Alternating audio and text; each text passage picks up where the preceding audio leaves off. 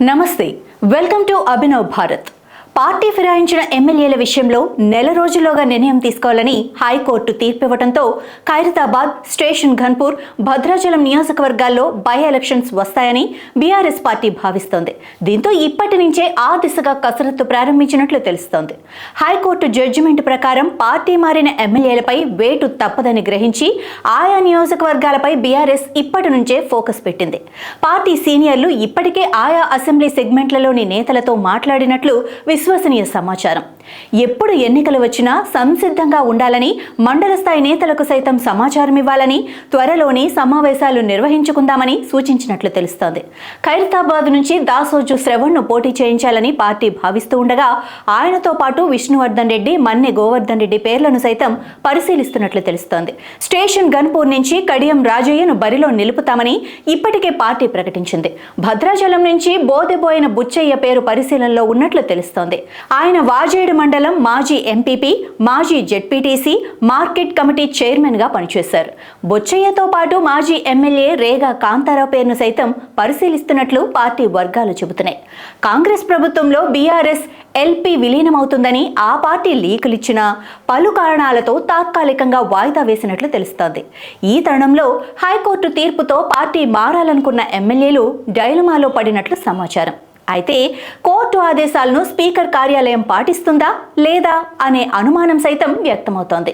Court ఇచ్చిన గడువు వరకు వేచి చూద్దామని కొంతమంది, పార్టీ మారటం ఎందుకు అని మరికొంతమంది ఆలోచిస్తున్నట్లు తెలుస్తోంది. మరోవైపు పార్టీ మారిన ఎమ్మెల్యేల అనర్హతపై హైకోర్టు ఆదేశించిన నేపథ్యంలో రేవంత్ సర్కార్ వ్యూహాత్మక చర్యలకు ఉపక్రమించింది. హైకోర్టు ఆదేశం వెలువడిన గంటల వ్యవధిలోనే అసెంబ్లీ ప్రజాపద్దుల కమిటీ పీఏసీ చైర్మన్ గా శేర్లింగంపల్లి ఎమ్మెల్యే అరికపూడి గాంధీని నియమిస్తూ స్పీకర్ కార్యాలయం బులెటిన్ విడుదల చేసింది. బీఆర్ఎస్ టికెట్ పై గెలిచిన గాంధీ కొద్ది రోజుల కిందట సీఎం రేవంత్ రెడ్డిని కలిసి కాంగ్రెస్ పార్టీలో చేరిన సంగతి తెలిసిందే. అయితే ప్రధాన ప్రతిపక్షానికి చెందిన సభ్యుడికి ఇవ్వాల్సిన పీఏసీ చైర్మన్ పోస్టును అరికపూడి గాంధీకి ఇవ్వటం ద్వారా ఆయన్ను బీఆర్ఎస్ సభ్యునిగానే గుర్తిస్తున్నట్లుగా స్పీకర్ సంకేతం ఇచ్చారు.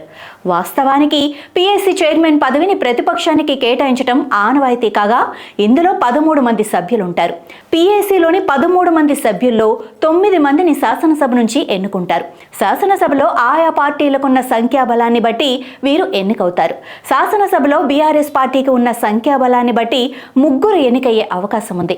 అయితే పీఏసీ చైర్మన్ గా మాజీ మంత్రి హరీష్ రావును, సభ్యులుగా మాజీ మంత్రులు వేముల ప్రశాంత్ రెడ్డి, గంగుల కమలాకర్ పేర్లను బీఆర్ఎస్ ఇప్పటికే ప్రతిపాదించి సభ్యత్వం కోసం వారితో నామినేషన్లు వేయించింది.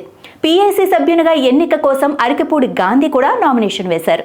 బీఆర్ఎస్ టికెట్ పై గెలిచిన ఎమ్మెల్యేల్లో హరీష్ రావు, గంగుల కమలాకర్, వేముల ప్రశాంత్ రెడ్డి, అరికపూడి గాంధీ పోటీలో ఉండగా హరీష్ మినహా మిగిలిన 3 పీఏసీ సభ్యులుగా ఎన్నికయ్యారు. వీరిలో అరికపూడి గాంధీని స్పీకర్ ప్రసాద్ కుమార్ చైర్మన్ గా నియమించారు. తద్వారా ఆయన్ను బీఆర్ఎస్ సభ్యునిగానే గుర్తిస్తున్నట్లు సంకేతం ఇచ్చారన్న వాదన వినిపిస్తోంది.